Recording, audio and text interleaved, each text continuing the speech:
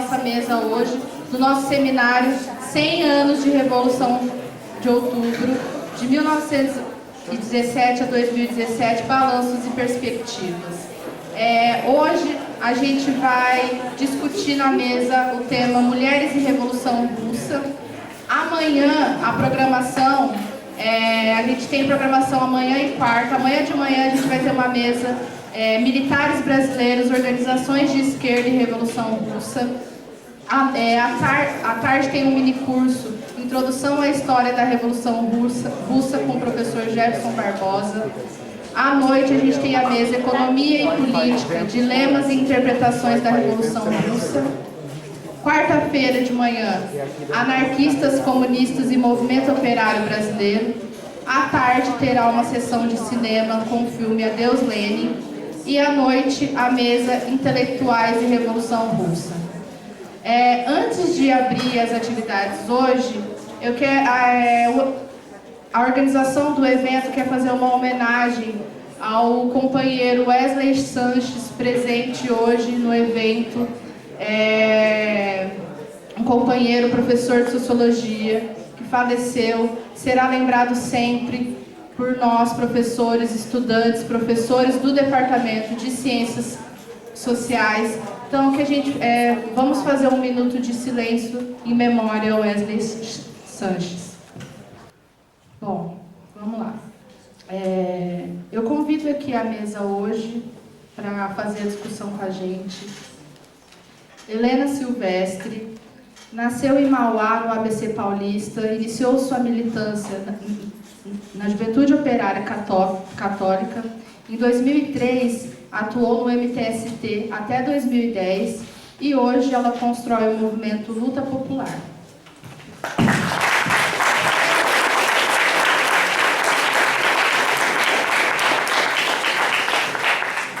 Com a gente também aqui na mesa, Meire Matias, graduada e mestre em Ciências Sociais pela PUC São Paulo, doutora em Ciência Política pela Unicamp. Atualmente é professora do Departamento de Ciências Sociais e do Programa de Pós da UEM, editora da revista Urutágua, pesquisadora do Laboratório do Tempo Presente da UEM e membro da Associação Latino-Americana de Ciência Política. Trabalha com temas relacionados ao Estado, poder, política, hegemonia, neoliberalismo, política internacional e política externa na América Latina.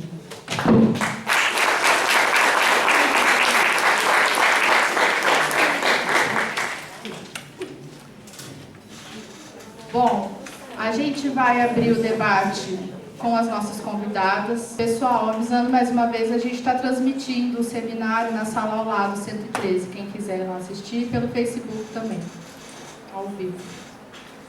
Vamos iniciar a nossa discussão com a Helena Silvestre. Passo a palavra para vocês.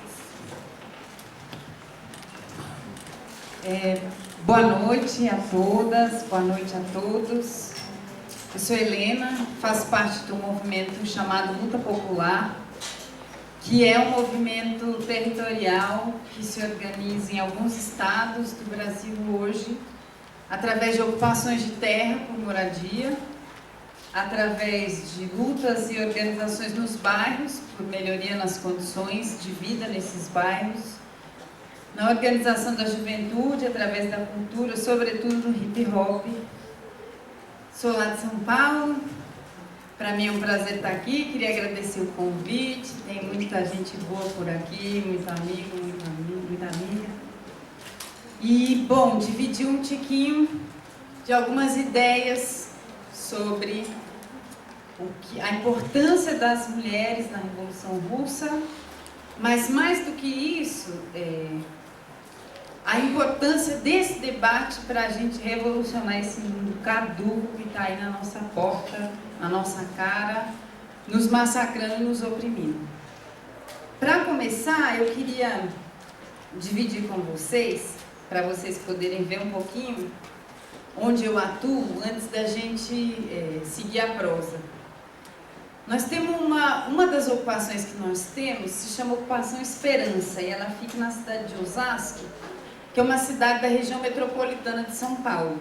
é uma ocupação que aconteceu em agosto de 2013, reúne cerca de 600 famílias e até hoje segue resistindo naquele território. Para o nosso processo de organização e resistência durante esses anos todos, o trabalho e a organização das mulheres foi fundamental. E nós construímos um trabalho, um conjunto das mulheres da ocupação, que se autodenominou Mulheres da Esperança, porque esse é o nome da ocupação, Ocupação Esperança. E ao longo de anos de trabalho, nós temos então um grupo que reúne as mulheres da ocupação semanalmente. Nós interagimos com muita gente que nos ajudou a enfrentar os desafios de discutir os temas e as chagas e os traumas e as necessidades das mulheres. E das mulheres de carne e osso da vida mais desgraçada que tem dentro das ocupações. E, portanto, através desse nosso trabalho, a gente foi aproximando parceiros que trouxeram ferramentas para nós, através da reflexão, da cultura, da arte também. E um deles é o Paulinho, que fez uma música pensando nas discussões que nós fizemos algumas vezes com as mulheres, sobre as mulheres que têm filhos assassinados pelo Estado. E deste processo surgiu um clipe que foi gravado lá na ocupação com essas mulheres, numa música feita por esse companheiro a partir dessas prosas todas. Então, como é um jeito mais fácil e mais rápido de visualizar algumas coisas, eu queria começar com isso para depois a gente voltar a prosear. A música chama De Cara no Asfalto. Bom, nós vamos começar e nós troca, passa no fim e já carrega aí para ele. Queria começar, então, a prosa, lembrando um pouco algumas coisas importantes das mulheres na Revolução Russa, né? Primeiro, quando a gente começa a pensar sobre a Revolução Russa, e aí como são 100 anos da Revolução, acho que tem muitos espaços e atividades que se propõem a pensar isso, a relembrar esse processo, que foi um processo tão importante na história da nossa classe no mundo. Quando a gente pensa na Revolução Russa, em tudo que ela produziu, em todas as transformações que ela gerou no mundo, a gente pensa numa coisa muito poderosa, né? Numa movimentação muito poderosa, com muitas contradições, com muitos problemas, com muitas frustrações também que se seguiram ao processo revolucionário, mas um evento de extrema importância na história da humanidade, porque foi um momento em que os setores mais explorados, mais oprimidos, que construíam a riqueza, que produziam a riqueza, decidiram não mais entregar o produto do seu trabalho para outro. Decidiram não mais se alienar de toda a riqueza que produziam e tomar na mão a rédea do que essa riqueza, de como essa riqueza seria usufruída, de como essa riqueza seria distribuída, de como essa riqueza seria a base para o desenvolvimento da humanidade naquele lugar, né, na Rússia. Mas pensando num acontecimento tão grande, muitas vezes a gente não sabe de que foram as mulheres que, a partir de um evento muito importante, muito rebelde, início ao processo revolucionário. Na Rússia, depois de anos de guerra, né, da Primeira Guerra Mundial, que começou em 1914, os homens na guerra, soldados morrendo aos montes, os filhos, os maridos, os pais, e uma parte importante das mulheres sendo empurrada para as indústrias, para as fábricas, para dar conta de seguir produzindo para a burguesia, para os capitalistas, aquilo que os homens não podiam fazer naquele momento por estarem exatamente na guerra. E essas mulheres, numa condição absolutamente precária, decidem, em 1917, em fevereiro, fazer uma greve. Trabalhadoras da indústria têxtil, que trabalhavam 12 horas por dia, que viviam condições absurdas de trabalho, decidiram que era preciso fazer uma greve. Quando essas mulheres foram discutir essa necessidade que elas sentiam de fazer uma greve, com camaradas de outras fábricas, com alguns, inclusive trabalhadores homens, que em outras linhas ainda se mantinham trabalhando, não tinham ido para a guerra, ou mesmo com suas organizações políticas, suas associações, elas não encontraram apoio. Muitos trabalhadores achavam que uma greve naquele momento seria problemático, seria muito antecipado, muito precoce. Era uma situação muito difícil, a fome era muito grande, a guerra estava consumindo as energias do povo e destruindo a parte do povo. E as mulheres se rebelaram contra as suas próprias organizações. E contra as suas próprias organizações, elas fizeram uma greve. E uma greve que foi tão forte que obrigou aqueles que antes achavam que era precoce a também paralisarem os seus locais de trabalho e seguirem em solidariedade a elas em greve, dado o grau de violência com que a greve dessas mulheres foi reprimida na Rússia. Esse é um evento que dá início a um conflito, a um enfrentamento que marca um processo, o início de um processo insurrecional que na sua outra ponta vai desaguar no que nós conhecemos como a Revolução de Outubro. Foram as mulheres, empurradas pelas mais lamentáveis condições de vida, oprimidas por uma exploração e uma opressão de toda sorte insuportáveis, que por necessidade tiveram que passar adiante, ir além, ser mais radicais do que suas próprias organizações e dar o ritmo de um processo que depois se transformou num dos mais importantes processos históricos que os trabalhadores já tomaram nas suas mãos na história recente nossa, nesse mundo. Esse é um fato que teve muito impacto no processo revolucionário todo, e sobretudo no início da Revolução. Houveram conquistas importantes que as mulheres conseguiram. E, embora a Rússia fosse um lugar atrasado, pouco desenvolvido, com baixa industrialização, com níveis de escolarização terríveis, foi lá o primeiro lugar no mundo em que as mulheres tiveram direito ao aborto seguro, em 1920. Hoje nós não temos no Brasil. Também foi lá que as mulheres tiveram direito ao sufrágio universal, ao voto. As mulheres tiveram, a partir do processo revolucionário, direito a condições de trabalho, direito a receber, pelo mesmo trabalho que um homem, o mesmo salário que um homem. Também foi lá que as mulheres tiveram direito a, sem tamanhas burocracias e com certo grau de facilidade, se desvencilhar de relações que elas não queriam mais.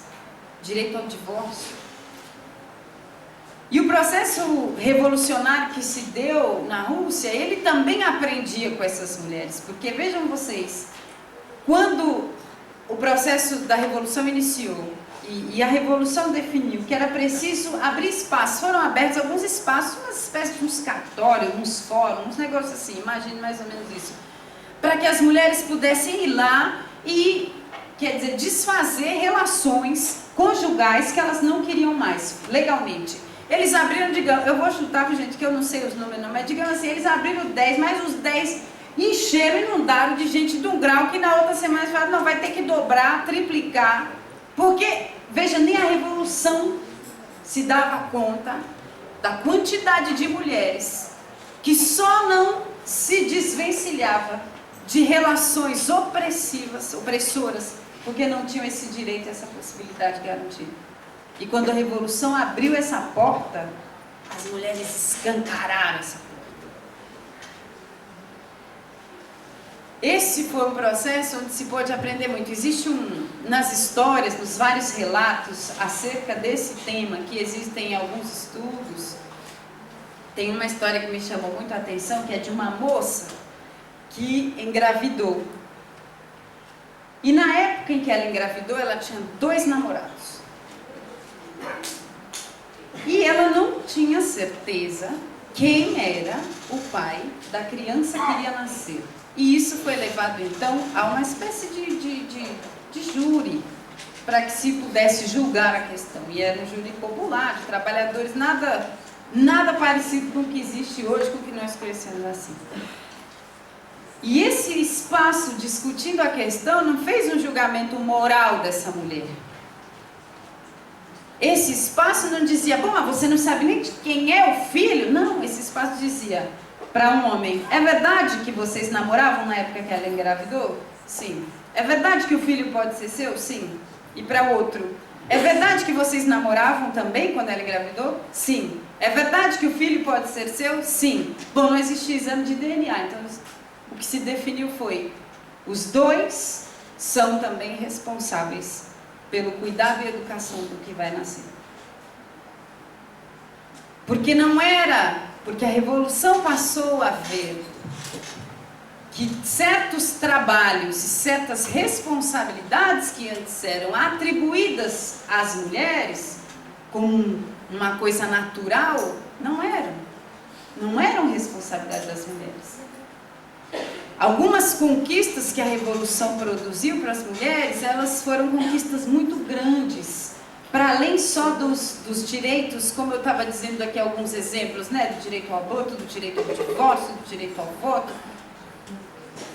A opressão do trabalho doméstico, que é invisível,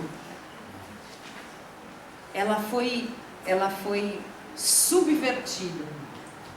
E existiam comedores populares, existiam lavanderias coletivas, existiam espaços onde o trabalho doméstico pôde ser visibilizado e valorizado como um trabalho social necessário para a manutenção de toda a sociedade, não como um trabalho gratuito, obrigatoriamente de responsabilidade da mulher e doméstico, porque não diz respeito à esfera de relações, diz respeito à esfera das necessidades para a sobrevivência da sociedade.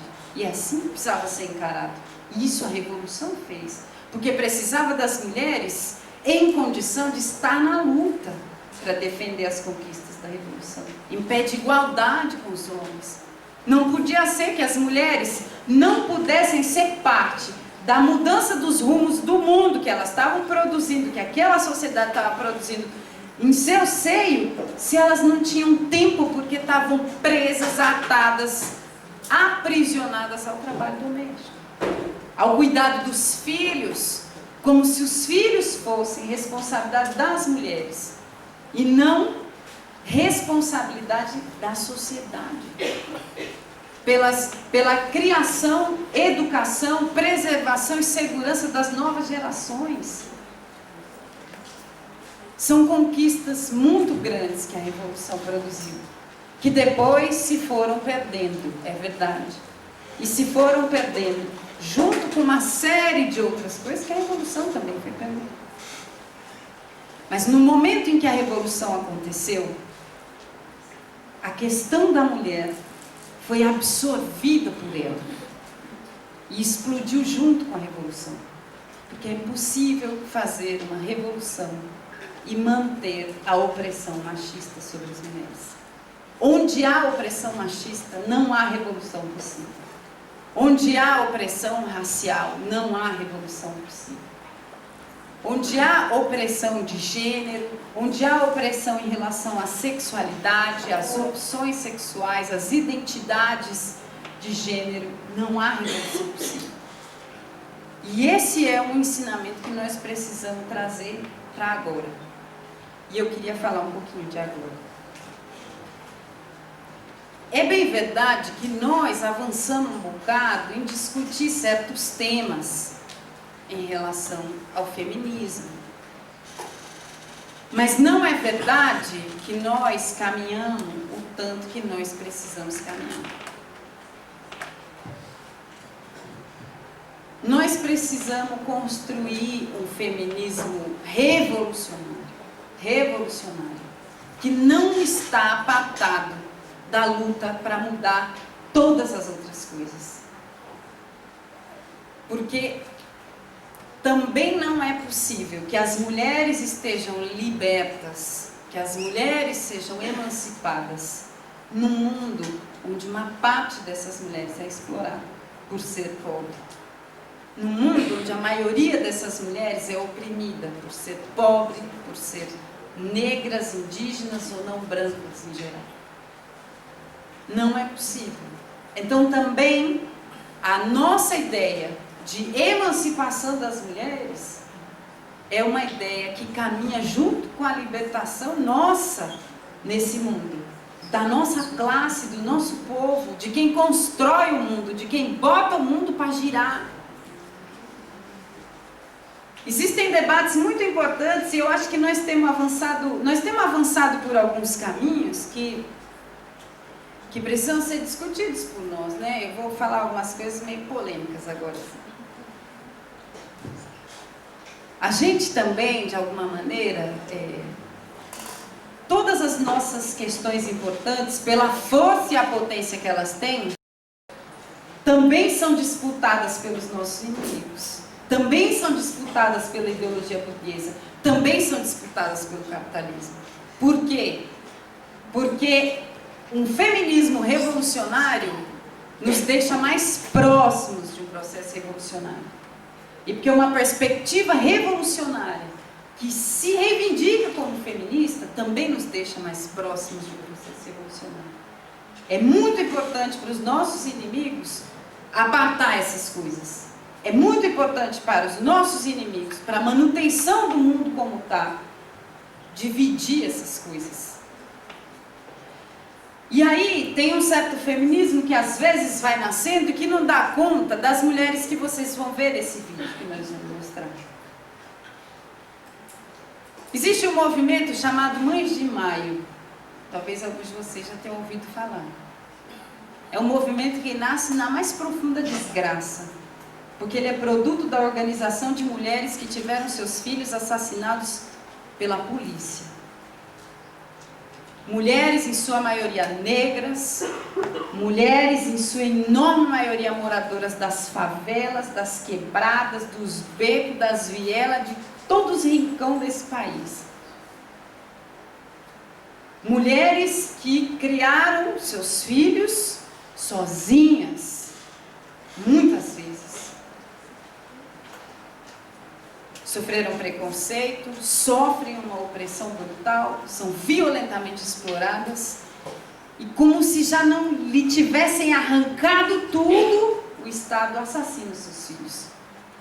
Para essas mulheres, o feminismo branco que fala do mito da fragilidade feminina e diz, rompemos com isso, as mulheres também são fortes. Para essas mulheres isso nem faz sentido, porque para essas mulheres nunca teve colocada a questão de serem frágeis, porque elas sempre foram tratadas como bestas de carga pelos seus exploradores, pelos seus patrões, desde a escravidão até agora, como empregadas domésticas na casa de seus filhos. Nós precisamos produzir um feminismo em que essas mulheres se reconheçam. Porque é exatamente essas mulheres que vão para a linha de frente nos processos de mudança profunda que acontecem pela necessidade. Pela necessidade. O direito ao trabalho, essas mulheres não foram mulheres confinadas. É verdade que uma parte das mulheres foi ao trabalho quando os homens estavam na guerra. Mas para as mulheres negras essa nunca foi uma realidade. porque as mulheres negras entraram no trabalho socialmente produtivo, como bestas de carga, tal qual os homens negros, que também foram sequestradas na África, trazidas nos mesmos navios e escravizadas aqui. Nós precisamos forjar um feminismo que esteja associado à história do nosso povo e da nossa classe. E a história do nosso povo e da nossa classe no Brasil é a história de uma violenta opressão. É a história de um genocídio terrível. E é uma história de sangue, de levantes, de resistências, mas é também uma história de muita opressão, de muita repressão, de muita violência, de muita barbárie. O direito ao voto, que foi muito importante, e nós precisamos reconhecer isso, no processo de organização das mulheres, hoje, não representa para essas mulheres um direito real à democracia. E por quê? Porque estas questões não estão postas apenas para nós mulheres. Essas questões estão postas para nós como classe, para nós como povo. Não é possível capturar as nossas demandas, as nossas reivindicações, as nossas necessidades, transformar essas coisas em objetos palatáveis de decoração de um discurso democrático e devolver para nós como símbolos que não alteram em nada a realidade da nossa vida. Porque as mulheres estão se organizando para exigir o direito de enterrar seus mortos. Para essas mulheres, com ou sem voto, não existe democracia. E não existe há muito tempo. Há muito tempo. Nós temos vivido um momento de muitos ataques aos trabalhadores. Mas o pior ataque, que na minha opinião nós temos vivido, não é de agora. É um bombardeio ideológico cotidiano nas nossas consciências de que um processo de transformação radical de todas as mazelas desse mundo caduco e miserável que a gente vive não é mais possível.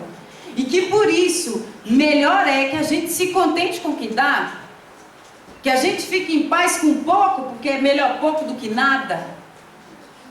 E assim vão reduzindo o olho da gente a um quadrado tão pequeno que não cabe sol nenhum. É só uma fresta do possível, do medíocre, e vão reduzindo a nossa capacidade de enxergar e disputar o futuro. Esse é um dos ataques mais violentos que o nosso povo, que a nossa classe tem sofrido ao longo de décadas. Não agora só. Com este governo, com os governos anteriores, os anteriores e, na verdade, todos eles. É por isso que muitas vezes, quando dizem para nós mulheres, mas olha, já avançou tanto, vocês reclamam, mas veja só, vocês podem estudar, a gente já foi tão para frente, o mundo não é mais machista como era 50 anos atrás. Isso é reduzir o nosso horizonte. Nós não queremos o possível só, nós queremos o impossível.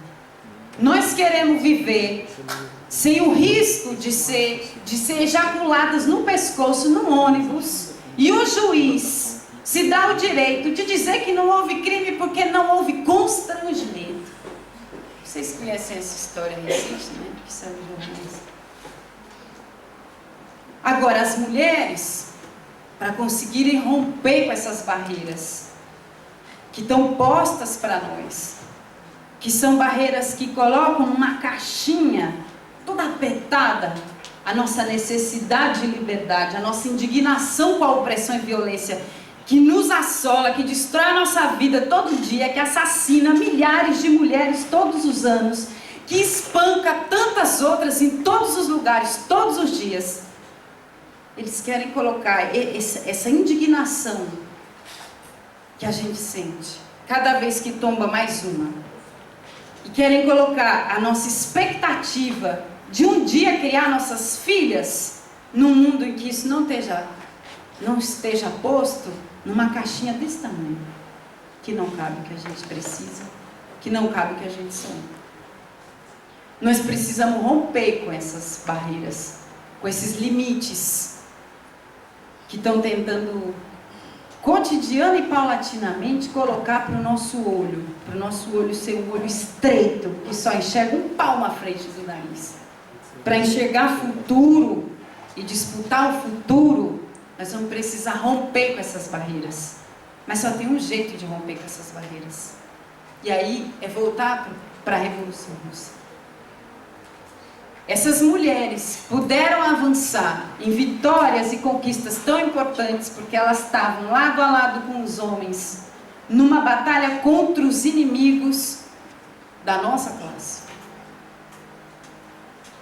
Porque os relatos dessa greve, que elas começaram sozinhas, contra inclusive suas organizações, são relatos muito bonitos. Porque as mulheres enfurecidas nas ruas, em greve, passeata, jogavam um pedaço de pau, de pedra, bola de neve na polícia, no vidro das fábricas que estavam funcionando, para exigir que aqueles homens que estavam trabalhando parassem. Elas não abriram mão de ter ao seu lado, na luta, os homens da sua classe. Porque a luta é de classes. Porque o nosso feminismo é de classe. Porque nós não queremos direito a voto sem direito real à democracia. Porque nós queremos direito ao trabalho, desde que o trabalho seja digno, justo para todos, e não sinônimo de exploração, de escravidão.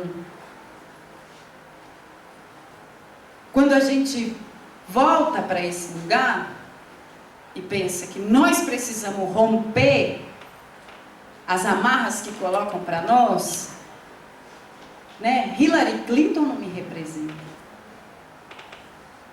Quando colocam para nós essa dicotomia, estão reduzindo tanto o que nós somos, o que nós podemos, o que a gente precisa, o que a gente quer, a nossa angústia, a nossa revolta, a nossa sede de radicalidade. Nós queremos revolucionar, é um mundo revolucionado. É um mundo em que não seja um fado nascer mulher. Ainda hoje, para esse mundo, para romper com as amarras que prendem a nossa força e a nossa potência de disputar esse futuro, nós vamos precisar romper com amarras que estão postas para a nossa classe. Porque esse mesmo possibilismo medíocre também está posto para o nosso povo. Nós estamos agora mesmo diante de um debate como esse.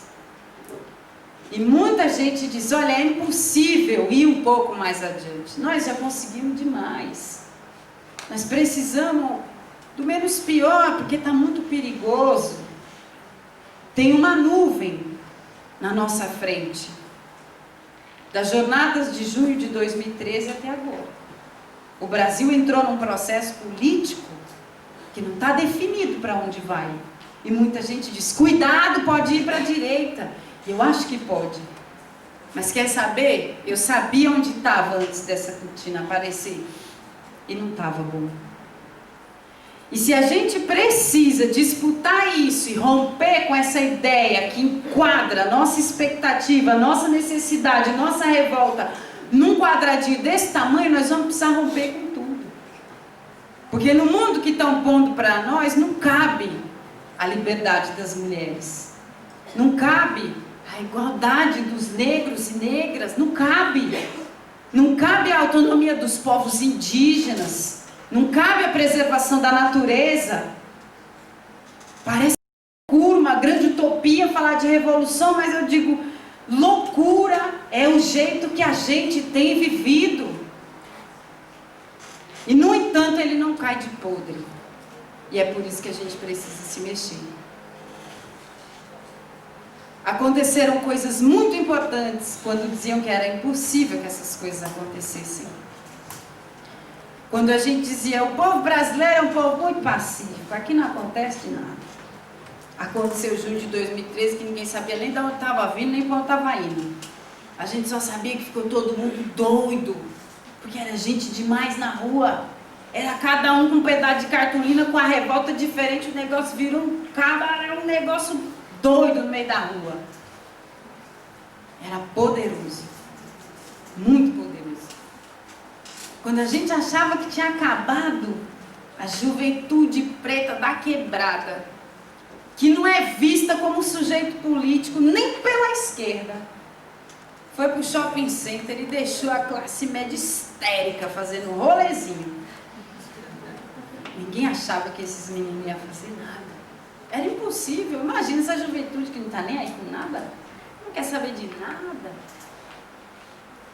Pouco tempo depois, a gente teve uma greve lindíssima, na minha opinião, que embora tenha sido de uma categoria, num só estado, assumiu um lugar muito importante, porque quando a gente olhava as imagens daquela greve, a gente via o povo brasileiro, a gente via aquele monte de gari vestido de laranja, negros e negras, em pé, com ódio de classe, indo para cima e dizendo: vocês vão comemorar o carnaval no lixo, porque nós não vamos ser mais tratados como lixo.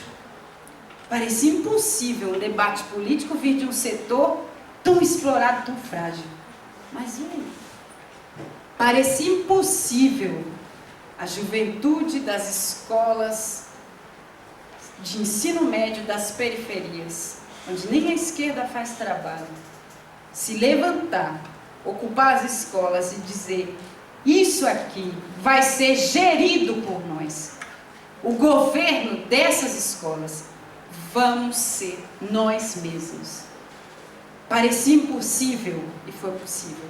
Parecia impossível que menininhas de 15 anos tomassem a frente e fossem para o confronto com a polícia, fizessem discurso, formação política, reivindicassem seu lugar como mulheres num processo político ao lado dos seus camaradas. Parecia impossível, mas aconteceu. E se nós já vivenciamos uma revolução no mundo, num lugar tão atrasado do ponto de vista do desenvolvimento capitalista, das condições de vida, e aconteceu, pode acontecer de novo. E se já foi possível para as mulheres sonhar com uma vida digna, justa, que não se resumia a essa superficialidade da representação feminina no parlamento, se já foi possível vislumbrar de verdade um mundo em que as mulheres podiam ser livres, nós podemos de novo. E esses, na minha opinião, são os maiores ensinamentos dessa revolução de 100 anos atrás, que precisam ser ressignificados na nossa cor, na nossa classe, no nosso país, no nosso contexto, mas podem ser, desde que a gente tope ir para cima, disputar o futuro, fazer o impossível e arrancar de nós essas amarras que tem colocado na gente todos os dias, a limitar nosso pensamento, a pequenar nossa visão e nos tirar o direito de sonhar uma mudança radical do mundo e da vida da gente.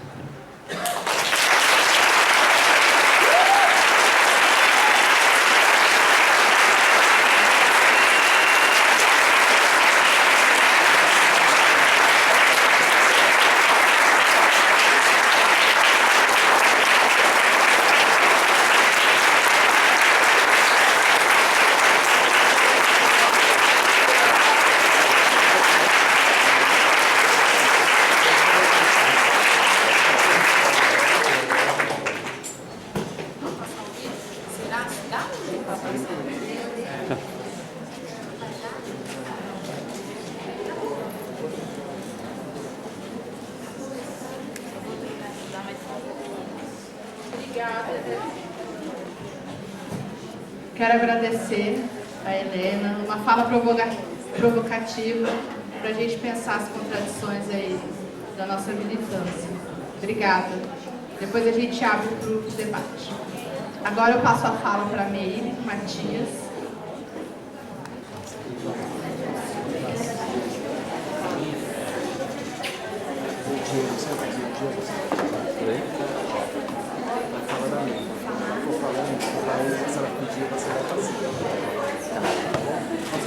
Vou falar para trás. Não.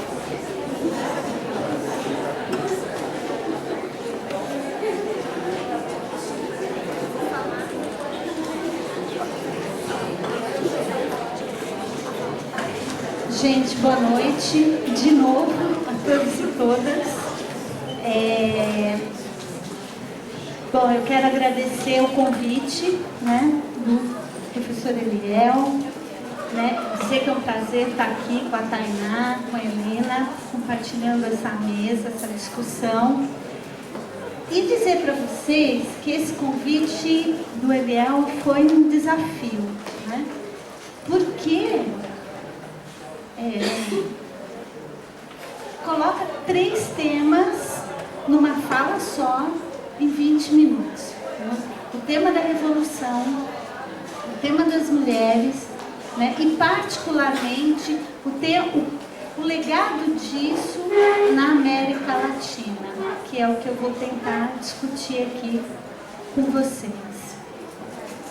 Então, eu já adianto aqui qual é o meu enfoque, né, porque a gente está num evento, né, uma mesa Mulheres e a Revolução, mas um evento que tem como pano de fundo a Revolução Russa. E aí, como pensar em 2 tempos um processo revolucionário, como disse a Helena, que foi protagonizado pelas mulheres, né? A greve, né, o 8 de março no nosso calendário, né, 23 de fevereiro no calendário russo, né, que marca, né, a greve deflagrada pelas mulheres, contrariando inclusive a deliberação dos comitês, né, greve essa que foi incorporada pelos homens, e se os meus dados aqui não estão errados, em 48 horas, 240 mil operários haviam aderido à greve que foi deflagrada por essas mulheres. Então, pensar a Revolução Russa, pensar o protagonismo das mulheres, pensar o legado disso para as lutas na América Latina, né? E quando eu digo luta, são os processos revolucionários na América Latina e a participação das mulheres nesses processos. É isso que eu vou buscar discutir com vocês, lembrando que na Revolução Russa, a Helena também pontuou que alguns direitos, como o aborto, o divórcio, a eliminação do poder patrimonial, o reconhecimento da união, do casamento e da união estável, como nós entendemos hoje, né, foi reconhecido, né, no imediato pós-revolução. Esse processo foi desencadeado, né, sobretudo por mulheres, né, e aqui eu só vou citar algumas, como a Clara Zetkin, Alexandra Kollontai e a Krupskaya, que são mulheres importantes, entre outras, e que são referências nessa discussão. E se ali no imediato pós-Revolução de Outubro, uma série de discussões e pautas avançam, é porque este movimento já havia se iniciado e ele tinha uma consistência naquele momento inicial da Revolução. E que também, como disse a Helena, houve um recuo, né, não só a partir da NEP, mas em especial com o Stalin, né? Houve, então, um primeiro avanço, né? Eu vou ler aqui uma frase da Eliette Safiotti, que ela diz o seguinte: a experiência soviética demonstra que, se a libertação da mulher e a sua consequente integração plena na sociedade não se realizou completamente sob o regime socialista, foi neste regime que ela atingiu o seu maior grau. Porém, e aí a Eliette já faz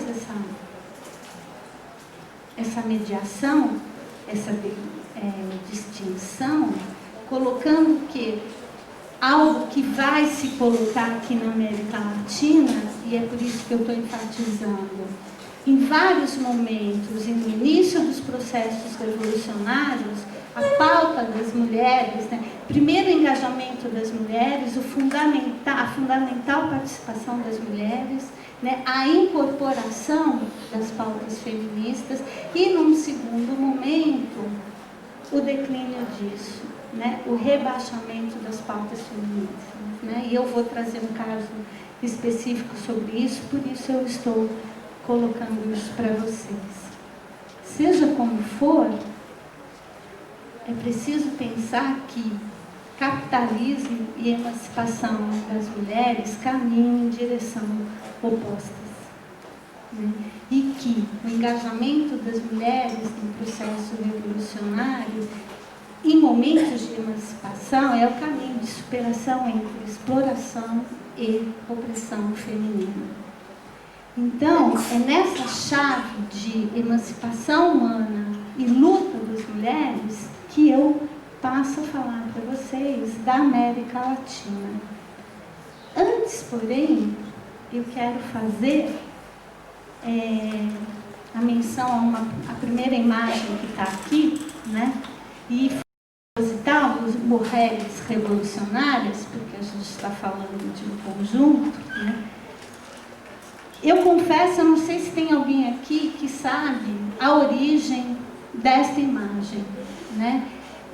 Há anos que eu procuro identificar qual é a origem dela, se é de algum movimento, né, quem constituiu, e não descubro. Então, esse já é um dos nossos desafios, né, descobrir quem montou esta imagem. De qualquer maneira, né, embora possa enganar os olhos aqui, rápidos, que se trata só da América do Sul, não é. A gente vê o Istmo ali, pegando a Zapatista e a Frida no cantinho, e, embora são mulheres argentinas, né, as irmãs Mirabal, né, formando aqui o braço do Caribe, né? Então, a foto, né, a imagem, representa a América Latina. E eu quero fazer um destaque, porque, por vezes, quando a gente fala em América Latina, se remete a uma região geográfica.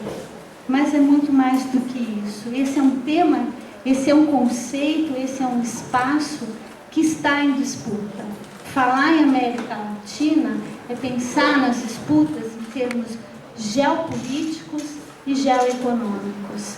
Com o avanço do neoliberalismo dos anos 90 para cá, a gente não pode esquecer que a América Latina e a África, entre outras coisas, concentram 50% das fontes de água doce de todo o mundo. Água doce que está em extinção. Todavia, né, mais de 80% dessas fontes de água doce já estão sob domínio de grandes empresas transnacionais que compraram terras, né, e que dominam a exploração dessas fontes. Então, falar em América Latina é considerar esse espaço, né, e, portanto, os povos latino-americanos e, portanto, os trabalhadores e trabalhadoras latino-americanas sob essas disputas no sistema internacional e do capital internacional. Além disso, no campo da ciência, né, nas teorias normativas, hoje, são vários os textos que nós encontramos a fragmentação da região América do Norte, América Central e América Latina. E América do Sul. Não por acaso essa terminologia está sendo divulgada, porque você promove o quê? Uma fragmentação. E falar em América Latina é ir para o enfrentamento não somente em relação à nossa posição periférica, mas também um posicionamento anti-imperialista e também o enfrentamento das condicionalidades de subalternidade das nações latino-americanas. É trazer para o debate a discussão da questão nacional na América Latina. É trazer para o debate, né, o resgate do internacionalismo enquanto processo de resistência, de militância, de luta dos trabalhadores e de luta das mulheres, né, nesses processos. Então, falar em América Latina, escrever América Latina, hoje, né, significa, né, e há muito tempo, se posicionar politicamente. Né, se posicionar no sentido de o resgate ou o embate teórico, inclusive dentro da universidade. Né? E a gente que vive na tentativa de produção do conhecimento e de submeter os nossos artigos, né, alguns pareceres já estão sendo negados justamente por usar a expressão América Latina e por ser um conceito muito político. Né? Eu já vi isso em comentário de parecerista. Mas então vamos lá, as nossas mulheres.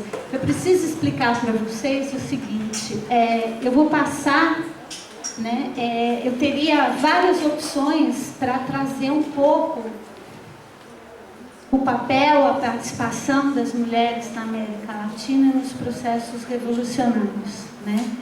E eu fiz uma escolha, né, que né, eu não tenho tempo de passar por todas essas mulheres, infelizmente, eu adoraria, né?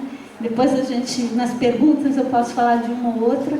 Então, a minha escolha foi mulheres que estão engajadas politicamente e vinculadas ao Partido Comunista das suas nações, dos seus países, e mulheres que tiveram posicionamento e engajamento nas pautas feministas, no feminismo. Então, essas duas variáveis é que me levaram à escolha de algumas mulheres, né, e a organização, a forma como elas vão aparecer aqui, del México abajo, né, de cima para baixo, né, e faço aqui uma ressalva, né, que neste processo, portanto, né, as zapatistas ficaram apartadas desse processo, mas por outras questões que a gente pode conversar depois. Então, abrimos, bom seria apagar essas da frente, né, mas não tem como, ou ficamos tudo no escuro, ou pode ser tudo no escuro, por mim não tem problema, né? Com a Frida Kahlo, né? Pode ir. E que aparece aqui, portanto, com a camiseta, né, do Partido Comunista. Eu acho importante destacar, porque muito se remete, né, ao romance da Frida com Trotsky, né? Mas é importante que ela, já em 28, integra a Liga Jovem Comunista, aos 13 anos, né, que é a frase aqui embaixo, ela já integra a Liga Jovem Comunista, e em 1928 ela se filia ao Partido Comunista. E antes de passar para a próxima, em relação ao México, a gente não pode esquecer que antes ainda da Revolução Russa, 1910 é que se inicia a Revolução Mexicana, né? Há toda uma discussão sobre isso, mas a gente precisa refletir sobre a Revolução Mexicana e também, né, nos contornos da Revolução Mexicana, né, que oferece, né, o exílio ao Trotsky naquele momento, né, o que também mostra um caráter, ou pelo menos um espaço progressista no âmbito da Revolução Mexicana. Mas a Frida, além do seu engajamento ao Partido Comunista, aí a próxima, a gente tem a Frida e o feminismo. À esquerda, as duas Fridas, né? E a mulher que sangra, à esquerda, né? A minha esquerda, aqui as duas Fridas. A mulher, as duas Fridas que se alimentam, né? E que está com o coração dilacerado, portanto, uma alimenta a outra. E aqui o sofrimento da mulher que aborta. Então, não somente a militância, mas também o feminismo aparecendo aí na arte da Frida Kahlo.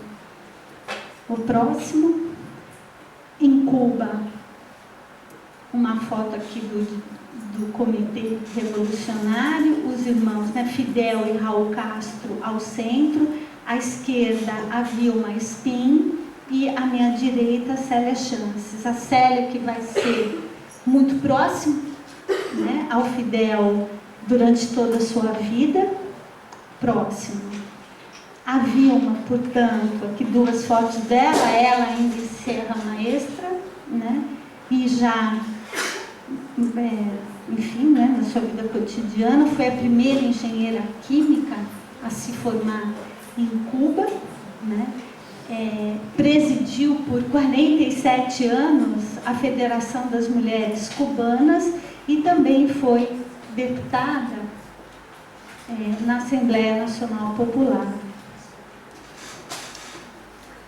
A comandante Célia Chances, né, que foi fundadora, né, do movimento revolucionário e também a primeira guerrilheira em Serra Maestra e continuamente membro do Partido Comunista Cubano. Ela morre nos anos 80.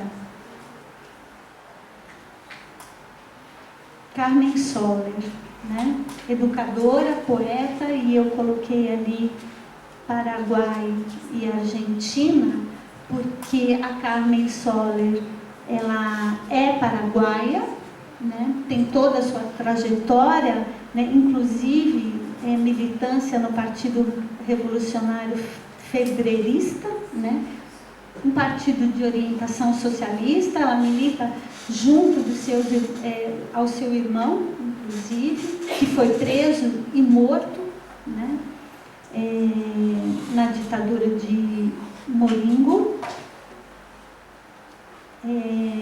Ela se filia ao Partido Comunista em 54, em 55 ela é presa, barbaramente torturada, e os seus poemas não somente são proibidos e censurados, como seus livros são apreendidos no Paraguai, né, pela polícia, né, e são destruídos, né, para que não houvesse qualquer tipo de possibilidade de reprodução, mesmo que livremente, né, dos seus poemas. Ela vai para o exílio em 56, aí ela vai para a Argentina, onde ela continua militando, né, e denunciando a ditadura no Paraguai. Ela chega a morar no Chile, também na resistência, né, e sempre vinculada ao Partido Comunista. Ela volta para a Argentina, não me recordo exatamente quando, onde ela morre sem conseguir retornar ao Paraguai, né, em virtude da ditadura do Stroessner. A próxima. Trânsito Amaguana, né, que morre com 100 anos, né, inicia suas lutas, né, nas marchas de Quito, luta pelos movimentos indígenas, né, ainda vinculada ao Partido Socialista. Depois, em 46, ela se filia ao Partido Comunista do Equador, né? É uma representante da Federação Equatoriana Indígena. Teve uma militância e um papel fundamental na fundação de escolas bilíngues, né, para o ensino do espanhol e a manutenção, né, e a divulgação do quechua, né, o que reporta, né, a luta dos povos originários na América Latina. Ai, não volta. E ainda, né, junto à militância ao feminismo latino-americano, né, ela, na luta pelos direitos das mulheres, né, ela se filia, ela é fundadora da Aliança Feminina Equatoriana. E ela representa tanto os povos indígenas quanto as mulheres no Congresso Internacional do Partido na União Soviética, salvo engano, nos anos 60, mais ou menos. Domitília Barrios, né, Bolívia, mulher guerreira, né, que organizou as mulheres a partir, junto, né, à Mina século XX. Essas mulheres se organizaram inicialmente em apoio à luta dos trabalhadores, à luta dos seus maridos que trabalhavam nas minas, né, e junto à Central Operária Boliviana, COB. Ela se torna uma liderança. Em 1975, ela participa representando os trabalhadores e trabalhadoras da Bolívia na na Conferência Mundial das Mulheres, né, que se realiza no México. E quando ela volta, né, ainda escrevia que não gostou, né, um pouco em direção ao que a Helena falava. Ela tem um depoimento onde ela diz que ela detestou ir à ONU, porque quando ela foi convidada para levar a luta dos trabalhadores, né, e para relatar o que lá acontecia. E ela diz que as mulheres que estavam na ONU não entendiam o que ela falava, porque se tratavam de mulheres que não eram trabalhadoras e que não eram exploradas. E que ela se arrependia de ter ido lá, porque ela deixou a luta, se afastou do movimento para fazer essa viagem que, segundo ela, não foi produtiva, né? E ela foi amplamente criticada na imprensa internacional por ter feito este comentário, né? No Brasil, a Pagu, que o Márcio acabou citando aqui, né? Escritora, jornalista, feminista, produtora cultural, militante política e cultural, né? A Pagu se filia ao Partido Comunista em 31, né? Vai para Paris, onde é presa enquanto comunista estrangeira,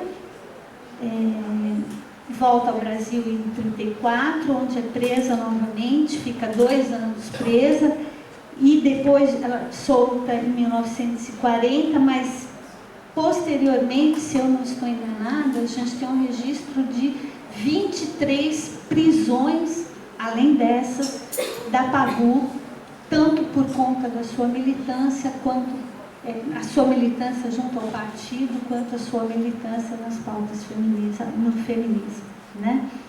E ela integra, a partir de 45, a vanguarda socialista, e acho que a gente pode sim ter a Pagu como uma referência crítica à ordem patriarcal e em defesa da causa operária.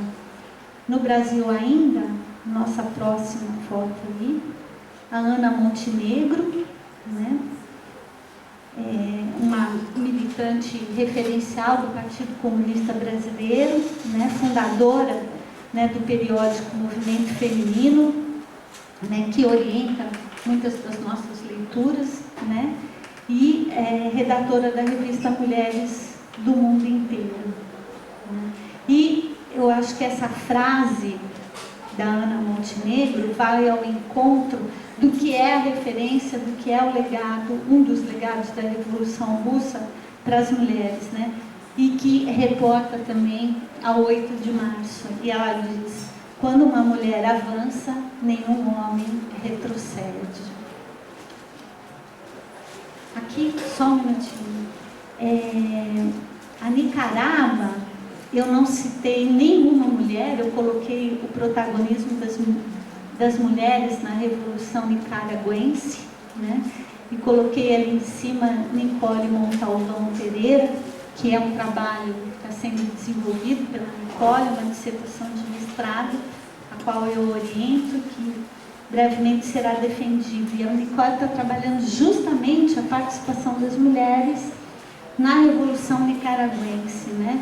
E nessa pesquisa a gente identificou que 30% do Exército Popular Sandinista foi constituído por mulheres, né? Entre outras, né, a Mônica Baltodano, que esteve aqui na UEL, né, há 3 ou 4 anos atrás, salvo engano, né? A Letícia Herrera, Marisol Castilho, Arlen Sil, que morre durante a Revolução, Doris Tirrerino, Nora Astorga, que também morre durante a Revolução, logo no início do processo, entre outras, né? E essas mulheres na Nicarágua, né, se referem a esse processo como uma doble luta. E por que uma doble luta, né? Uma dupla luta das mulheres durante a Revolução Nicaragüense. Porque as mulheres integram o processo revolucionário, as pautas feministas são incorporadas, né? Na medida em que avança o processo revolucionário, há um declínio, né? E isso, essa pesquisa vem trazendo, há um declínio da questão feminina, né? Durante o processo, né? Então, as outras fotos, são mais 2 aí, né? Aqui, mais uma, né? A Mônica Baltodano ainda como comandante, né? Essa foto dela, inclusive, na Memórias da Luta Sandinista. E, não, volta, por favor. Essa questão da Nicarágua coloca para o processo revolucionário na América Latina e para a emancipação das mulheres na América Latina uma questão muito interessante, porque ao mesmo tempo que o protagonismo é das mulheres, né, nesse processo de declínio e, além disso, no processo político de declínio da revolução, né, e retomada da democracia burguesa na Nicarágua, essa transição tem como protagonista uma mulher, que é a Violeta Chamorro, que incorpora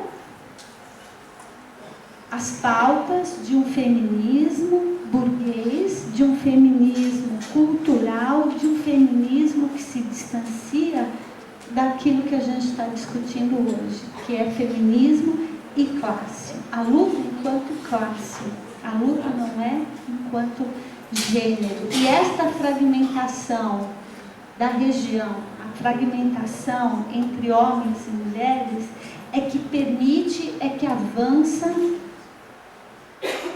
o mundo que nós estamos hoje, né? Então, eu endosso as palavras da Helena, né, que a revolução será feminista ou não será.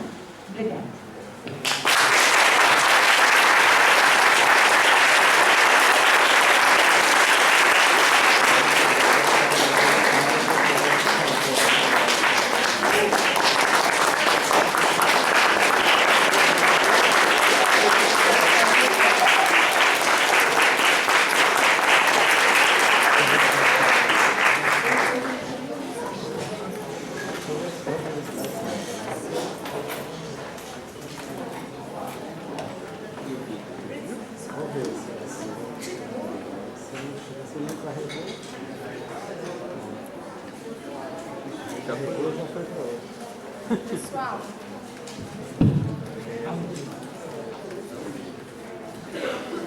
Pessoal, só para justificar que no evento a gente divulgou a presença da professora Renata Gonçalves e por motivos particulares ela não pôde vir, mas a gente, trouxe aí um debate enriquecedor, trazendo as histórias das mulheres que marcaram, as nossas gerações, para a gente pensar e discutir o feminismo, mulheres e a Revolução Russa. Então agora a gente abre para o debate. Quem quiser fazer uma questão, vem aqui para a gente, usa o microfone para a gente filmar, para você aparecer e ficar famoso no Facebook. Não precisa ter vergonha, não. É difícil, mas dá certo. Alguém quer fazer alguma questão? Quem quiser também anotar, colocar no papel aí, a gente... Enquanto o pessoal pensa na questão, se quiser eu posso passar o vídeo que a Helena pediu. Então vão pensando aí nas questões, que a gente vai passar o vídeo agora da Helena.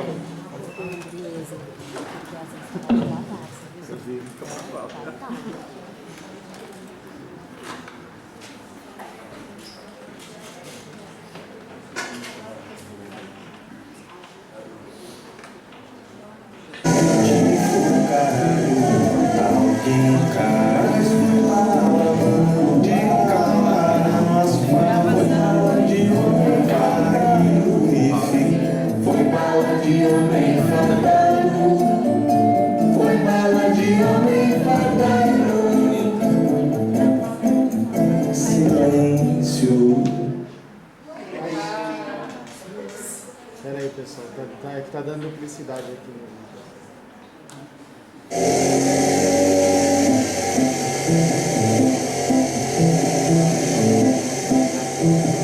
Alguém caiu de cara no asfalto, caiu e ficou. Eu vi lá do alto que alguém caiu de cara no asfalto, caiu e ficou. Eu vi lá do alto.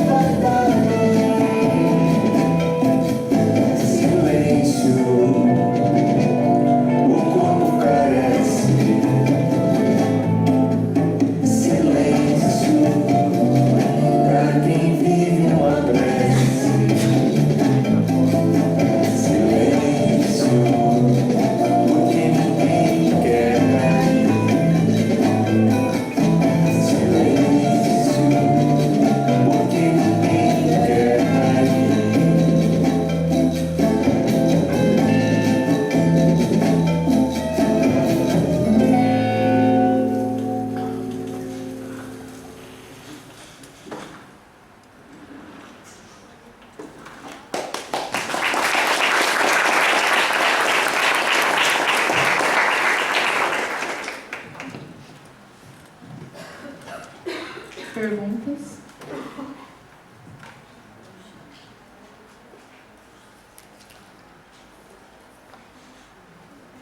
Estou enxergando.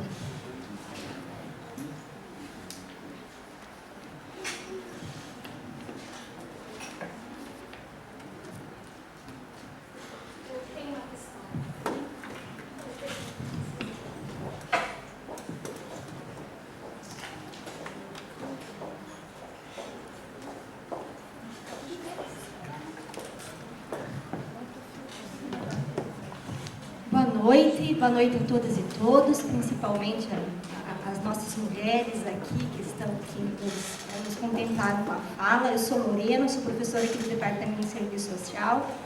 E uma questão que me parece, eu concordo tanto com a Helena quanto com a Meire, que quando nós estamos discutindo a questão do feminismo, o debate sobre gênero, me parece, por favor, se tiverem contraponto, este é o momento, de que algumas bandeiras feministas, elas estão muito fragmentadas na perspectiva que estão deslocadas do debate de classe. E as duas palestrantes expuseram sobre isso. Eu penso que a gente poderia explorar um pouquinho mais essa perspectiva, porque, ao meu ver, se nós abandonarmos essa perspectiva de classe na perspectiva feminista, de gênero, nós estaremos reforçando um debate até reformista. De um debate que me parece que fica reduzido no âmbito dos direitos, né?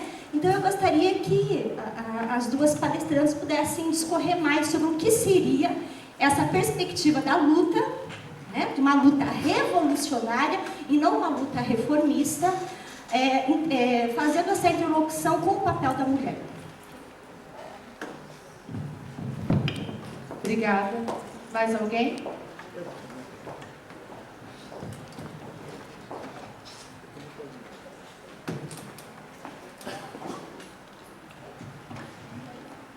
Boa noite a todas e todos. Parabenizar o GEPAL, o Marques aí pelo evento, pelo seminário. Legal ver essa sala bem cheia. Acho que o tema, né, latente é importante, buscar outras formas, né, para além dessa que está posta. Eu quero parabenizar também, agradecer a Helena sempre quando vem, sempre um presente, recebê-la aqui na UEL. Sua fala sempre nos motiva e alimenta. E a fala vai dialogar um pouco contigo, porque sempre quando, né, pensando a Revolução de Outubro, a Revolução de Fevereiro, um ponto que é o embrião disso tudo, sem dúvida, da tomada do poder foram os soviets, né, como esse órgão que levou aí, que conseguiu organizar esses trabalhadores que não estavam sendo representados nos sindicatos, nos seus partidos. E aí, Helena, pensando, claro, com suas reservas, mas tentando trazer o que de elemento a gente pode pensar para a nossa realidade é a organização. E a organização a partir dos moldes que foram soviets, né? Conselhos urbanos, mais de fábricas, mas também muito locais. E aí, qual um outro organismo hoje que a gente tem talvez um potencial de transformação como foi o Soviet, não colocando toda essa responsabilidade, mas será que que é possível ver os movimentos de luta urbana, de luta popular, os movimentos que estão ocorrendo, em maioria, né, sendo encabeçados por mulheres, será que hoje, para uma revolução acontecer, ela deve partir, será desses núcleos de minorias, desses marginalizados mesmo do sistema? E aí, um ponto para a reflexão. Obrigada. Mais alguém? Que a gente fecha com 13 e depois abre para mais um bloco.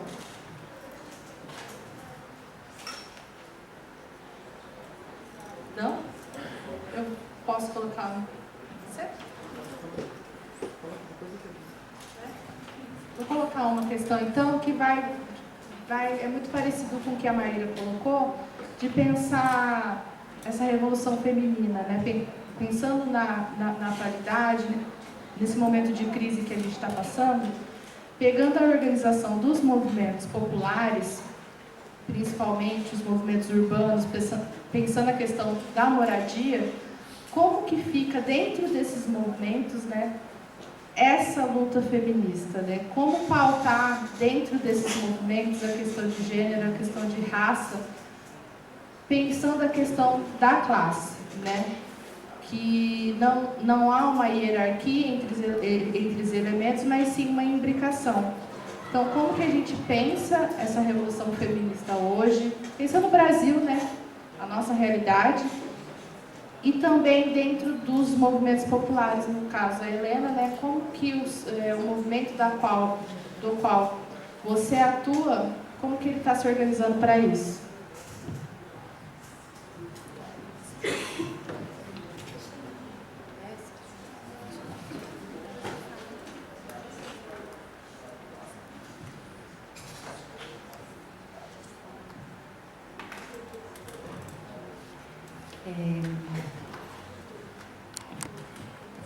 A Lorena fez uma contribuição aqui que eu acho muito importante, né? De pensar exatamente como que as nossas forças são capturadas, né? São roubadas de nós, são potências, né? Nossas, assim, de luta, de rebeldia, de transformação, que são sequestradas mesmo de nós e são alienadas de nós e se transformam em armas contra nós, muitas vezes. E realmente o feminismo, assim como o debate racial, assim como algumas questões que são essenciais para um processo revolucionário acontecer, hoje nós não podemos mais conceber, né?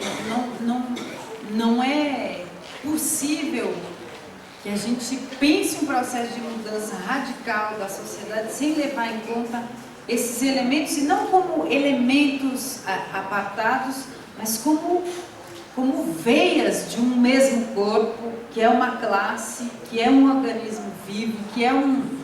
Quer dizer, não dá para pensar isso. Não dá para pensar uma revolução dos trabalhadores, uma mudança radical do mundo, sem pensar esses elementos, né? Sem pensar quem são esses trabalhadores, sem pensar que esses trabalhadores são mulheres, em sua, pelo menos metade, às vezes mais do que metade. Quer dizer, é um negócio que, assim, não precisaria ser numérico, mas até isso quer dizer, até numérico ou a questão racial, né? Um mundo que é de trabalhadores majoritariamente não brancos, e a gente pensar uma revolução a partir dessa materialidade, dessa concretude de quem é o povo que está se libertando. Então, quando a gente deixou muito buraco, eu acho, nessas discussões, muitas vezes, né? Na própria forma da esquerda que secundarizou isso por muito tempo, nos movimentos que trataram isso de maneira secundária, e isso foi sequestrado, porque o capital percebe a força e a potência que é isso. E aí, esses debates passaram a ser debates que, para serem eliminados na sua radicalidade, na sua potência, foram extraídos do seu conteúdo de classe mais radical. E aí, o que acontece é que eles perdem a sua capacidade revolucionária. E eles perdem a sua capacidade de prover às mulheres que precisam uma alternativa e um projeto de mundo que lhes seja suficiente, que nos alcance nas nossas necessidades. Pensar no feminismo burguês não nos alcança nas nossas necessidades, não nos resolve os problemas, não acaba com a nossa angústia, com a nossa opressão. O feminismo burguês, na verdade, pode inclusive potencializar isso muitas vezes, porque ele esconde e escamoteia uma série de violências que as mulheres mais pobres sofrem sob um manto que é o manto de uma relativa democracia para um setor de mulheres que tem uma dada condição econômica que se mantém às custas da exploração de outras milhares, milhões de mulheres. Então, o feminismo burguês é, na verdade, o contrário do que nós precisamos. Ele não nos serve para nada, só para nos atrapalhar, só para nos enfraquecer, só para exterminar e liquidar a capacidade revolucionária, rebelde, subversiva que o feminismo classista tem. E para, digamos, esterilizar o que o feminismo classista pode produzir como força também motriz de transformação classista dentro do contexto classista. Então, assim, eu estou falando disso em termos mais gerais, mas tem um monte de coisas, gente. É isso. Ter uma mulher na presidência da República, lamentavelmente, não significou para nós o direito, por exemplo, ao aborto. E as mulheres pobres seguem morrendo. Na verdade, eu considero, seguem sendo assassinadas.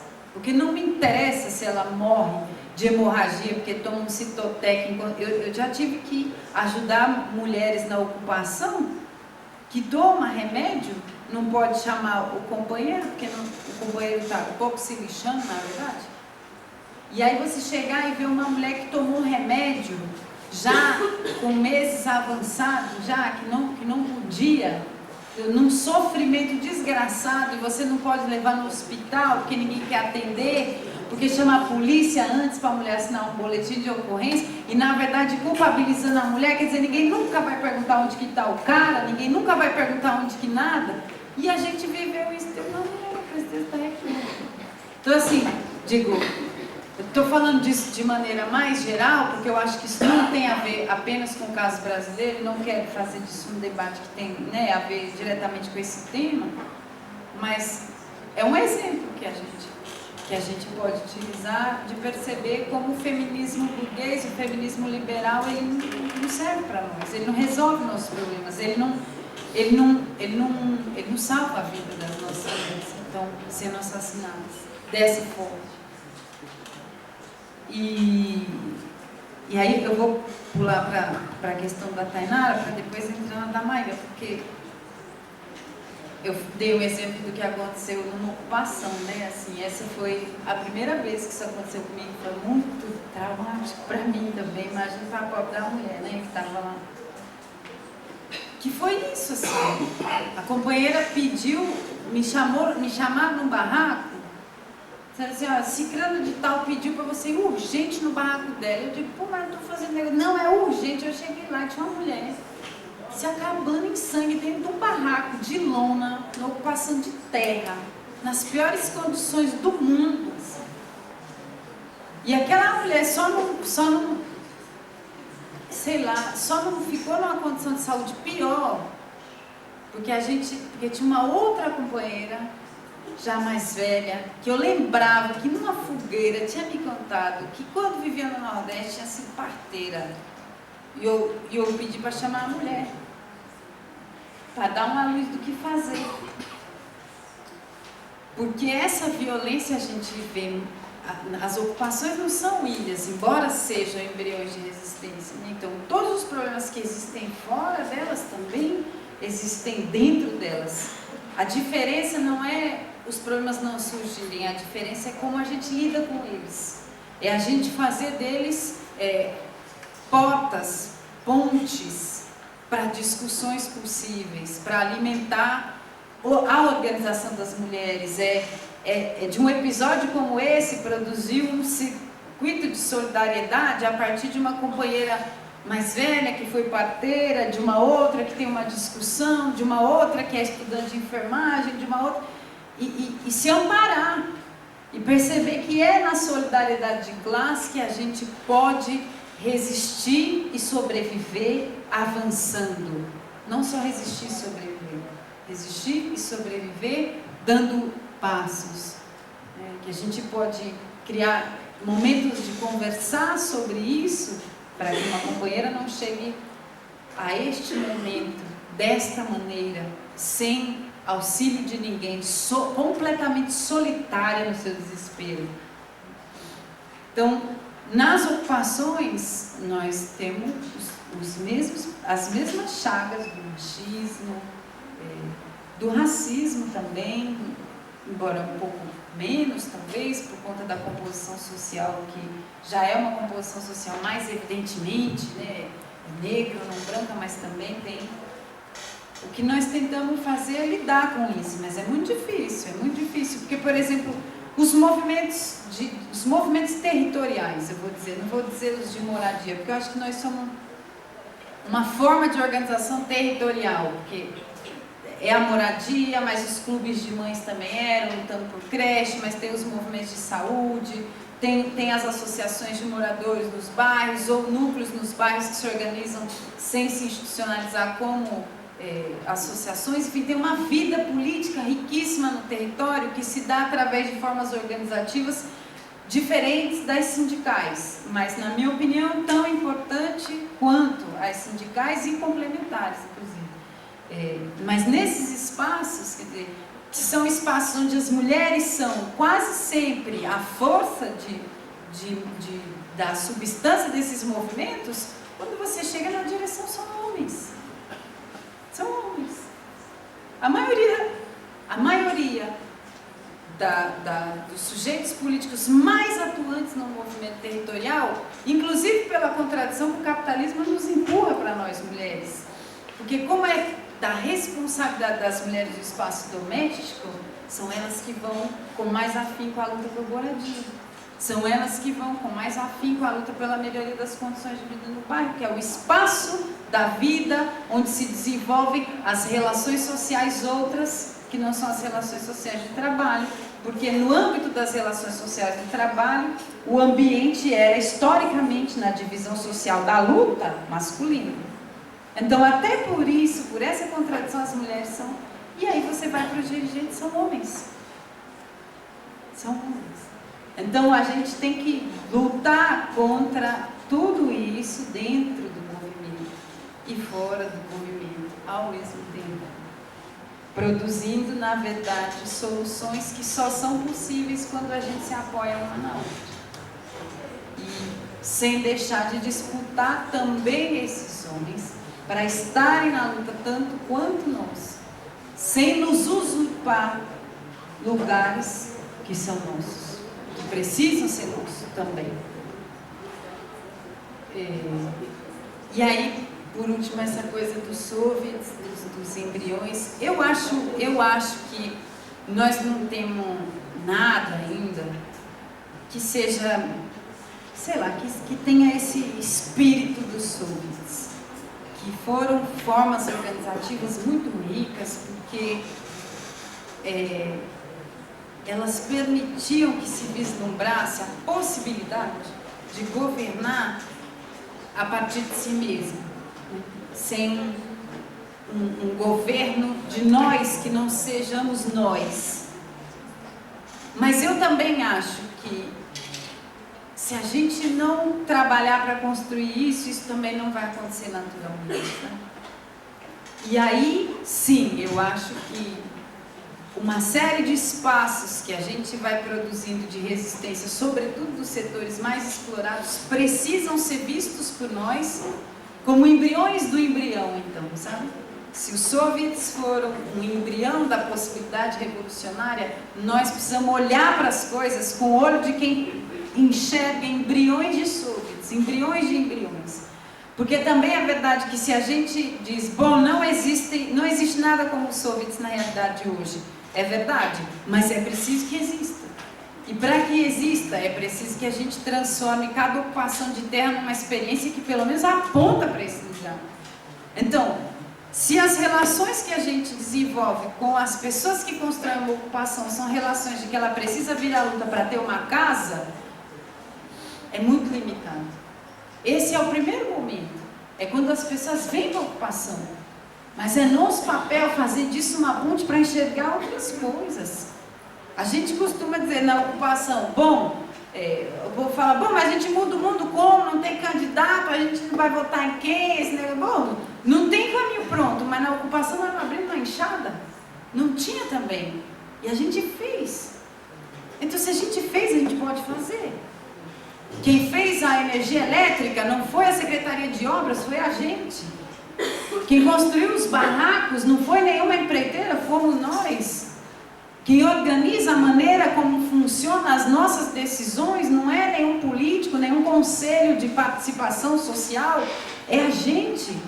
Então, se a gente é capaz de edificar num território um pedaço de comunidade e construir nesse pedaço de comunidade relações e maneiras de decisão e de construção de sociabilidade pautada nas nossas necessidades, onde nós somos o nosso próprio governo, nós talvez pudéssemos fazer isso não só num pedaço de comunidade, mas no bairro inteiro.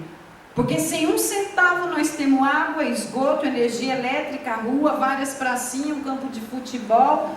Dentro da precariedade, vocês viram no vídeo, é barraco de madeira, é isso, é verdade, mas nós temos. Sem um centavo, sem a ajuda de ninguém. Aliás, com meio mundo de pilantra querendo atrapalhar. Se a gente é capaz de fazer tudo isso junto, nós, por nós, para nós podemos fazer mais. E esse é o trabalho que nós precisamos construir nos movimentos hoje. E isso depende muito da militância. Porque a militância não pode reproduzir a relação puramente econômica, de massa de manobra, disso e daquilo, como também não pode reproduzir o discurso do impulsivo. Porque ao fazer isso, está enterrando a nossa possibilidade de que cada ocupação seja um embrião de soviet. Para que novos e ressignificados soviets possam ser o embrião da nossa revolução.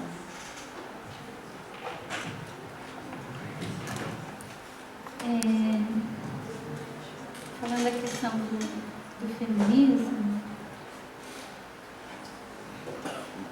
quando a gente fala, eu acho que assim, a Helena colocou uma questão que é impossível, né? Os conceitos estão aí em disputa mesmo, né? E a gente tem o feminismo classista e o feminismo burguês. No campo do feminismo burguês, né, eu acho que assim, as três grandes frentes de discussão quais são? Empoderamento, desconstrução e representação. Eu vou começar pela desconstrução. Essa é uma concepção de mundo, de si e de classe extremamente complicada, porque ela é ahistórica. Na medida em que eu desconstruo. Então eu desconstruo, eu parto do zero. Né? Não. A perspectiva não é essa. Né? No sentido de se pensar, no sentido de entender, no sentido de transformar. Né? De pensar a sua própria condição, de pensar a sua sociabilidade. O empoderamento é uma noção de poder que parte do princípio negativo, do poder do humano, né? E de reprodução do poder do humano, e que separa as mulheres, né? Não nos unifica, não nos mobiliza, não nos fortalece, né? E além disso, né? Nos isola, né? Eu acho que essa é uma diferença entre o feminismo burguês e o feminismo classista, que não separa na luta homens e mulheres, né? A Helena falou isso várias vezes, a Eliette Safiotti, e no livro O Poder do Macho, né, que eu acho que todos e todas devem ler, né, ela argumenta isso, né, brilhantemente, né? Não se trata de isolamento, não se trata de separatismo, né? E às vezes a gente vê algumas discussões no sentido do discurso do medo, né? O feminismo não é para a reprodução do discurso do medo, da fragilidade da mulher. Muito ao contrário, é a mulher que luta, é a mulher não submissa, é a mulher insurgente, é a luta pela emancipação, é a mulher forte. Então, essa é uma discussão que tem que ser feita, sim, dentro e fora da universidade, né? Na sociedade. Não por acaso, o feminismo burguês cresce, avança atrelado aí, uma outra questão, talvez esbarrando um pouco nas outras duas questões, no modelo de democracia burguês, no modelo de democracia representativa, né, que nos coloca num imobilismo, né, e que leva a um apassivamento das classes, ao apassivamento das lutas. Daí, né, muitas vezes, e sobretudo quem não está organizado, você não enxerga uma saída. E aí, qual é a saída? A representação, o isolamento, né, a dependência, né, o dirigismo, né? E não é isso que o feminismo classista e nem a luta de classes, né, pressupõe. Então, acho que, em relação ao que a Tainá falou, eu colocaria classe, feminismo, raça, né, e os povos originários. É algo que eu percebo muito no Brasil, se fala muito da questão racial e se deixa a questão indígena de fora, como se nós não fôssemos latino-americanos. E a questão dos povos originários, ela está colocada no mesmo, na minha maneira de pensar, no mesmo patamar da luta das questões raciais, exatamente, né?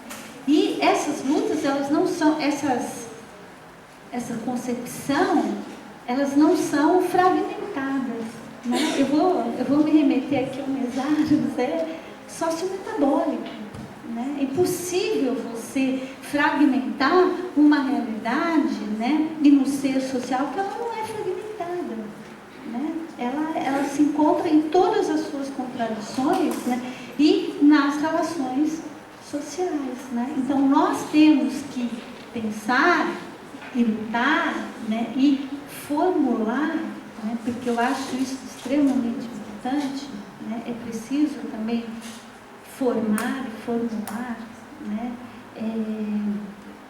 a partir dessa tríade, né, associando as questões raciais à luta dos povos originários.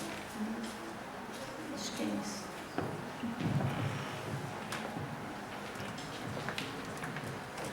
Questões?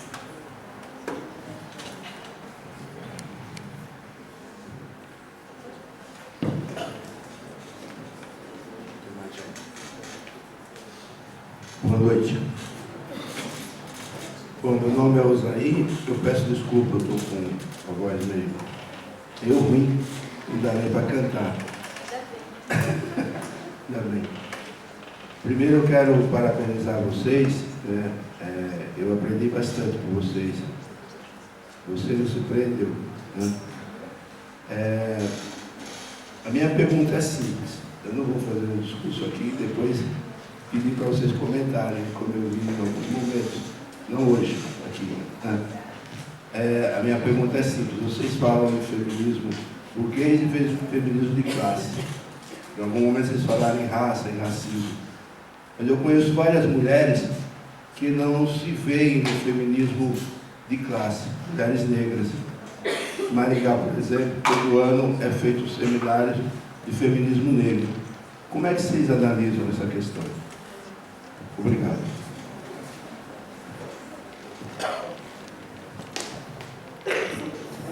A gente vai encerrar as questões devido ao horário. Quer deixar? Mais uma coisa. A última questão e a gente encerra e finaliza o debate. Meu nome é Paulo, sou da Unesp, quero também parabenizar a mesa. Inicialmente queria só lembrar uma grande mulher camponesa, né? Eu estudei durante muito tempo, Dirce Machado, da luta camponesa de Formosa e Trombas. Mas por que eu estou citando a Dirce? Porque em determinado momento, e aí remete muito a você, Helena, a luta camponesa foi decidida pelas mulheres em cima do discurso do machismo. O que eu quero dizer? O movimento estava desabando e aquelas mulheres se reuniram e começaram a dizer para os companheiros: você está afrouxando no riacho, que é a sutil maneira de chamar um maranhense de homossexual ou de frouxo. Então me dá aí o fuzil que eu vou para o piquete. E mulheres, às vezes com 7, 8 meses, outras esculachando os filhos por não estarem assumindo a luta, e as mulheres começaram a ir à luta armada, e ao utilizar do discurso, virou o movimento e efetivamente se conseguiu a união, algo até pouco estudado. Mas convido vocês, inclusive, a conhecerem Dirce Machado no site da Comissão Nacional da Verdade, mulher extraordinária. Mas aí, Helena, cabe um pouco mais, mas peço que a Meire também comente, a questão seguinte: você falou em vários momentos ali do feminismo de classe, mulheres batalhadoras, negras, tá? Pobres, e muitas vezes sozinhas, você ressaltou isso, tá? Na sua segunda fala você falou, às vezes o companheiro é um safado. Então você deixou bem claro o seguinte, que muitas vezes essas mulheres também têm no seu entorno, e aí o desafio que se coloca, que eu gostaria que você trabalhasse, ou pelo menos colocasse qual é essa perspectiva. Ou seja, são mulheres extraordinárias, e ser mulher é algo extraordinário, de ser Simone de Beauvoir, né? Não se nasce mulher, torna-se. Mas elas enfrentam também, o que é lamentável, ou pelo discurso machista, ou pela safadeza, se for usar um termo direto, também o desprezo, né, o abandono, ou a falta de sensibilidade que quer ser dos seus companheiros ou de muitos. Assim como precisam ser ganhos para uma perspectiva feminista dentro dessa revolução. E é difícil, às vezes é na marra. Nas ocupações mesmo tem hora que não tem jeito, assim, Espancou, a gente reúne as mulheres da ocupação, e são as mulheres que vão decidir. Depois nós vamos para a Assembleia, mas primeiro nós vamos reunir as mulheres, e as mulheres vão. E aí é isso, às vezes é na marra. Às vezes é na marra porque é isso, é a ameaça de ser expulso da ocupação, é a ameaça de ser exposto numa Assembleia que faz com que reveja, mas infelizmente, para ganhar nossos companheiros, para compreender a importância de respeitar as mulheres, nós precisamos nos valer, inclusive, às vezes, de ferramentas que são sim brutas, mas não são tão brutas quanto a violência que a gente vive todo dia. E dá certo. Eu tenho visto muitos companheiros perceberem o quanto o machismo também é um fardo para os homens, a partir disso. Obviamente, nunca comparado ao que é para nós, mas também é um fardo. E ao conseguir, por caminhos diferentes, discutir isso, perceber como também, se é um homem mais forte, com uma luta mais forte, com uma perspectiva mais forte, se você compreende, né, a importância das mulheres e do protagonismo dessas mulheres como sujeito de transformação da sua vida e da realidade. E mulheres que muitas vezes não se identificam no feminismo que se disseminou, né, com mais, digamos, com mais espaço. E nós, mulheres da periferia, negras e pobres, temos que produzir com ferramentas, inclusive, muitas vezes tiradas desse feminismo mais de classe média, branca. Nós vamos aproveitar o que for possível, o que for bom. Tem coisas que são boas, mas nós temos que produzir um feminismo que seja de classe e com a cara da nossa classe. Ele não é de classe só porque ele é marxista. Ele é marxista, mas ele é de classe porque ele é forjado a ferro e fogo por mulheres dessa classe, pelos olhos dessas mulheres, com as mãos dessas mulheres. E é preciso que essas mulheres se munam com a ferramenta do feminismo, né? Porque também a gente não pode, a gente não se identifica mesmo, mas se a gente não produzir a partir disso um feminismo onde a gente possa se identificar, nós vamos ficar desarmadas para a luta, e nós não podemos.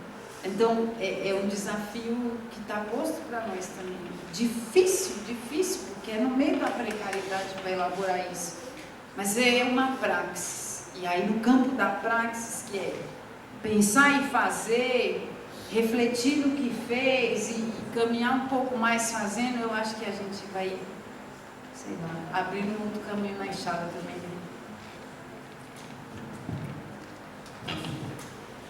Bom, a gente está com o horário estourado. Eu endosso, né, o que a Helena disse, e acrescento, quer dizer, acho que sou, na verdade, que a concepção de classe, né, ela é construída. Né? O que a gente está falando? E aí, quando você fala, né, do movimento negro, né, e por vezes da resistência a pensar o feminismo classista, porque também está implícito aí assim, o que se entende por classe, o que se entende por feminismo classista, né? E houve, sem dúvida nenhuma, pelos movimentos, né, pelo feminismo, pelo movimento negro, a cooptação de pautas, né, de lutas, né? Então, e há também, né, uma fragmentação no interior das classes, né?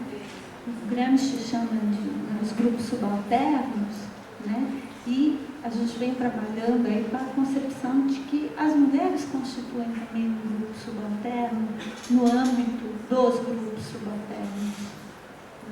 E a mulher negra construir, né, perceber essa consciência e mudar de lado, se posicionar, é um processo político, né? Não no discurso, não científico apenas. Então as contradições estão postas. E a luta, a disputa também, né? Bom, a gente encerra essa mesa maravilhosa. Eu agradeço a presença das duas. Obrigada. Obrigada pela oportunidade de enriquecer aí o debate desse tema.